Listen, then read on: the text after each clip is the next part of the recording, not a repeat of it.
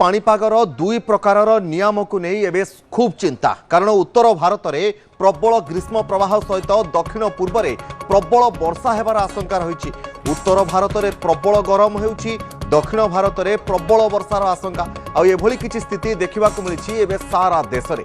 देशर गोटे पार्श्व में खरा गरम रे जलुवा बेले आउ गोटे पार्श्व में मौसुमी आगमन पूर्व कालबैशाखी वर्षार आश्वस्ति किछिटा मिलुछि। एभली कि केरल, कर्णाटक, तमिलनाडु भली राज्य में प्रबल घड़घड़ी बिजुली जनित वर्षा नहीं अलर्ट जारी करिछि आईएमडी।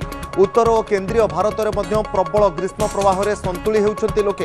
अधिकांश सहरर तापमात्रा 45 डिग्री बा ताठारु अधिक रहिबार आशंका मध्य रहिछि। दिल्ली, पंजाब, हरियाणा, राजस्थान एवं उत्तर प्रदेश रे आज स्थिति असंभाल हेबार संभावना मध्य रहुछि।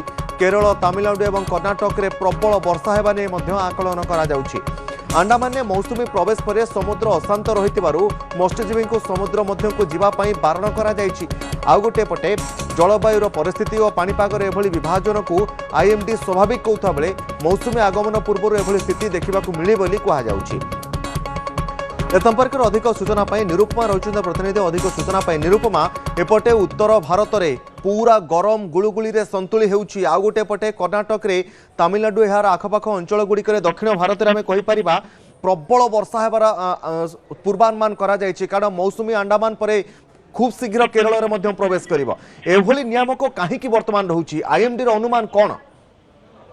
देखो तपन जदि आम कह जो भाव में सारा देश में बर्तमान प्रबल खरा गरम जारी रही गोटे आम जब देखा अंपटे कालबैशाखी जनित वर्षा को नहीं आईएमडी अलर्ट देती। उत्तर भारत में जब आम कह प्रबल खरा गरम किंतु दक्षिण पूर्व जो राज्य गुड़िक रहा से वर्षा बा कालबैशाखी जनित वर्षा हवा नहीं अलर्ट जारी करछि।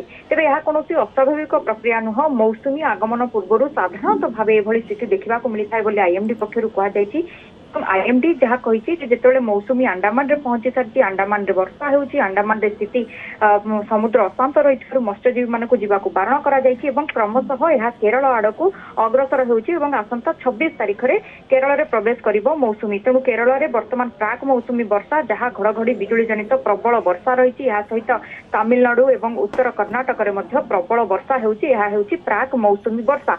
अन्यपटे आम जब देखा वर्तमान तमिलनाडु उपकूल रे जो लघुचाप बा सदृश लघुचाप क्षेत्र रही है म्यांमार आड़ को धीरे धीरे अग्रसर होउछि। फल सबू आम जब कह जलीय बाष्प जी रही संपूर्ण भाव जो सिस्टम रही सहित जाऊँगी। तेणु जलीय बाष्प विहीन उत्तर भारत में संपूर्ण भाव में खरा गरम गुलुगुली लगी रही आग को ए खरा गरम गुलुगुली वृद्धि पाइब बोली कहुछि। सारा देश में तापमात्रा 45 रु 48 डिग्री पर्यंत वृद्धि पाइपे बोली कोठना कोठी आकलन करा जाउछि। तेणु जलवायुर एभली परिवर्तिक जो नियम रही गोटे पटे गोटे सिस्टम रही बंगोपसागर में, अन्य पटे बंगोपसागर को मौसुमी वायु छुईची। तेणु अधा भारत में आम जब कह प्रबल वर्षा देखा जाउछा बेले अधा भारत में खरा गरम वर्तमान देखा मिलूँ।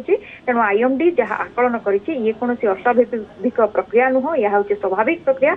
मौसुमी आगमन पूर्व प्रबल हिट होता है फल प्राक मौसुमी वर्षा हबार सहायक होता है। तेणु एभली पाणीपागर परिस्थिति वर्तमान सारा देश में उपजी देखा मिली। निश्चित भाव में आम कहीपर एभली परिस्थिति आ केते दिन पर्यंत एभली लगी रहिबो कारण मौसुमी प्रवेश करिया परे किछिटा परिवर्तन हेबार संभावना रहुछि कि निरुपमा? देखो केरल में मौसुमी प्रवेश करने पड़े पुणी ओडिशा अग्रसर हम और जहाँ जना जाउछि जून प्रथम सप्ताह में मौसुमी आसिबो। तेणु मौसुमी आसवा पर्यंत सारा देश में प्रवेश करने पर्यंत एभली स्थिति लगी रहिबो बोली पूर्वानुमान करा जाउछ। प्राय जून 10 तारिख पर्यंत सम्मुखीन हे सारा देशवासी बोली जहाँ आईएमडी पक्षर आकलन करा जायछि। निरुपमा आउटे पटे देखिबा एपटे एलिनोर प्रभाव मध्य रहुछि कुहा जाउथला आईएमडी पक्षर पूर्वानुमान मध्य करा जायथला जे एलिनोर प्रभाव रे प्रबल खरा गरम गुलुगुली हेबो, वर्षा मध्य अनियंत्रित भाव रे हेबो, वर्षार परिमाण मध्य कमिबो। तेणु यह तार गोटे पूर्व प्रभाव कि आमे कहि परिबा उत्तर भारत रे जो स्थिति वर्तमान देखिबा मिलुछि।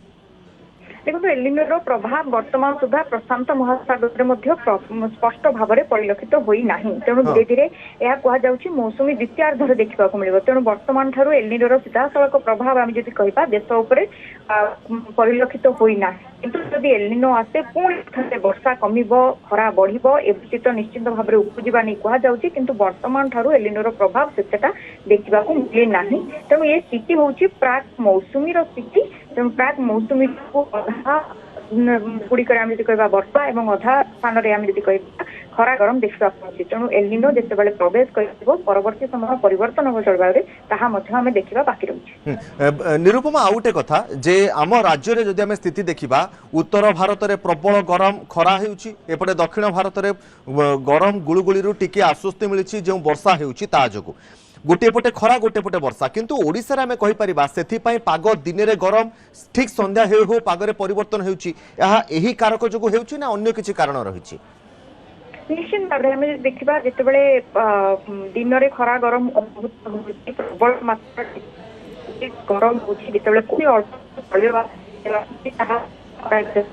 होकर काला घड़घड़ी बिजुली पकेट रे वर्षा हो सारा राज्य को वर्षा मिल पारना तेणु आम कहीपर देखा प्रबल खरा भाव किछिटा जलैब से आसु स्थान वर्षा कर तेणु सबू स्थान में वर्षा होना फल दिन में प्रबल खरा गरम हवा बेले अपराह्न पर केउठी गाँ हालुका वर्षा हो आश्वस्ति मिलू। निश्चित भाव में निरूपमा बहुत बहुत धन्यवाद। निरूपमा रही प्रतिनिधि आमको अधिक सूचना देउथिले।